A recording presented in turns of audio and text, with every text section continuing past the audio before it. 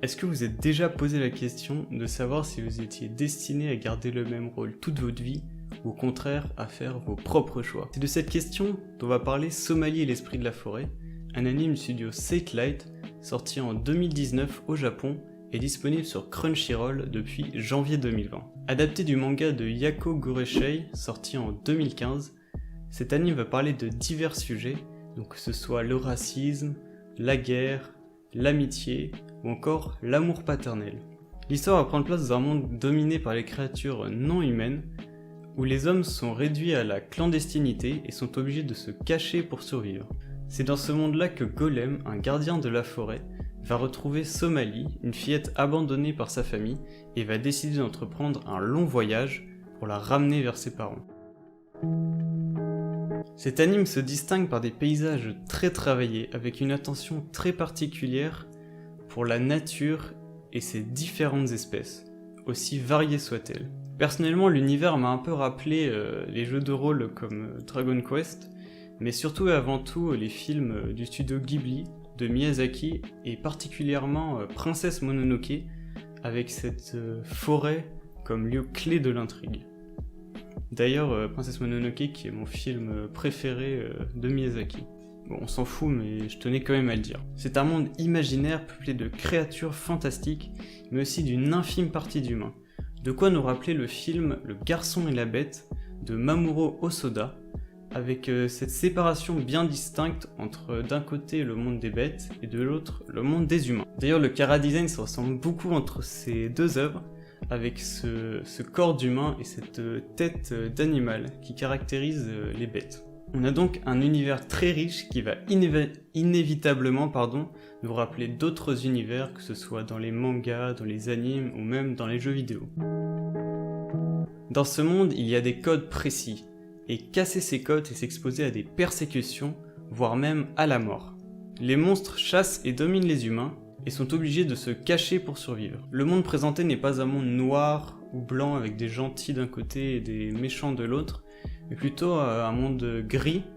En fait, ça va beaucoup nous rappeler notre monde réel avec ses nombreuses guerres et persécutions, et c'est vraiment un monde fictif, mais qui va faire écho à notre monde réel.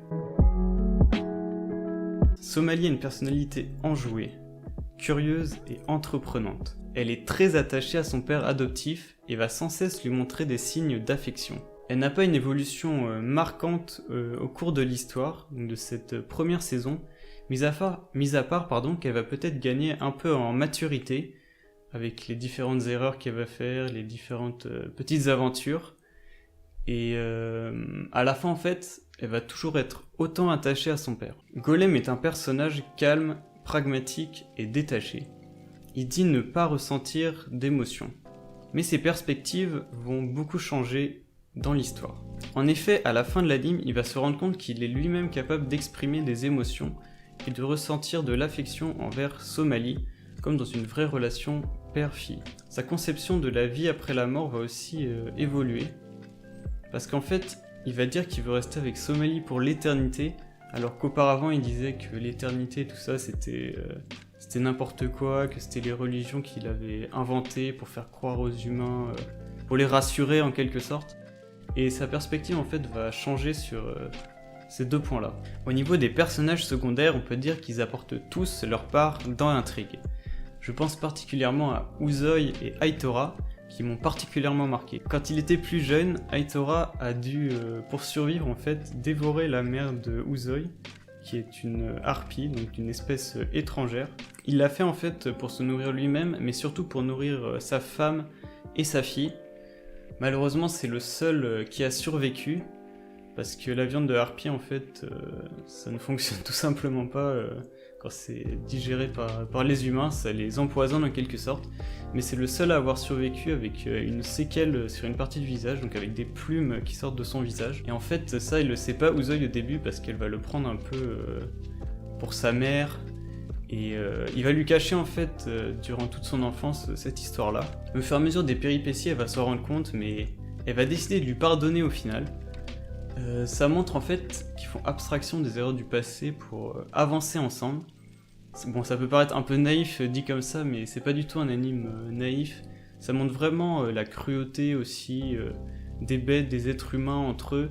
C'est vraiment assez réaliste, même s'il y a aussi ce côté amour, affection qui est aussi très mis en avant. D'ailleurs, il y a un parallèle entre l'histoire de Somali et Golem et l'histoire de Uzoy et Aitora, parce que dans les deux cas, c'est une histoire d'adoption, avec aussi cette dimension affective qui joue un rôle très important.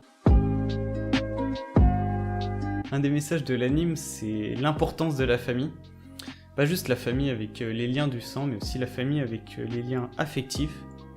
Après, il y a aussi cette dimension de sacrifice qui est mise en avant dans cet anime. Bon, comme dans beaucoup d'animes, donc je vais pas forcément m'attarder là-dessus. L'autre message, c'est que dans la vie, nous ne sommes pas destinés à un rôle précis. Nous pouvons changer nos perspectives au fur et à mesure qu'on avance. Par exemple, Golem, il est d'abord gardien de la forêt, donc il est destiné à être gardien de la forêt pour toute sa vie, mais il va prendre en charge Somali et décider d'avancer avec elle. Dans le dernier épisode, Golem déclare tout d'abord son intention de ne pas rester avec Somali, de ne pas terminer le voyage avec elle, parce qu'il a peur en fait de la mettre en danger, parce que juste avant il a déclenché son mode berserk, où il a totalement perdu le contrôle de lui-même. Mais au final, Somali va le supplier de rester, parce que pour elle, c'est vraiment l'être le plus cher au monde, et il va finalement se rendre compte qu'il est lui aussi capable d'exprimer des émotions, d'éprouver de l'affection en fait envers Somali. Il décide alors de rester avec elle pour l'éternité. En fait, je m'attendais à une fin plus tragique pour vous dire, parce qu'il y avait cette espèce d'atmosphère mélancolique et triste, qui me faisait penser à d'autres animes, où il y avait cette même atmosphère, où ça se terminait pas forcément bien. Et au final, ça se termine pas si mal que ça. Et je trouvais ça vraiment très poétique, avec les fleurs qui s'envolent de partout, cette forêt magnifique. Je trouvais ça vraiment très cohérent comme fin. En conclusion, on peut dire que c'est un anime qui fait dans la simplicité. C'est pas un anime avec un scénario ultra compliqué, avec des renversements de situation. C'est pas l'Attaque des Titans, quoi. Mais c'est un anime plutôt apaisant, avec cette dimension de rêverie en fait.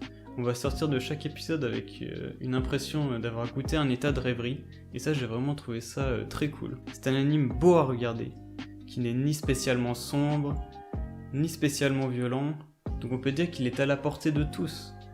Comparé à d'autres animes où il y a des enfants qui vont dans une abysse sans espoir de retour. Il n'y a pas trop de répétitions à mon sens, et les épisodes s'enchaînent plutôt avec fluidité, et on apprend un peu plus à chaque épisode sur les personnages ou l'histoire. Malheureusement, le manga n'est pas encore assez avancé pour une deuxième saison, parce que pour l'instant l'anime il a couvert que 5 tomes sur les 6 qui sont sortis, et il faudra attendre d'ici quelques années donc que les prochains tomes sortent pour avoir le droit à une deuxième saison, je l'espère. Voilà, la review est terminée, n'hésitez pas à donner votre avis dans les commentaires, si on peut débattre, c'est toujours sympa. Et du coup, je vous dis à bientôt dans une prochaine vidéo.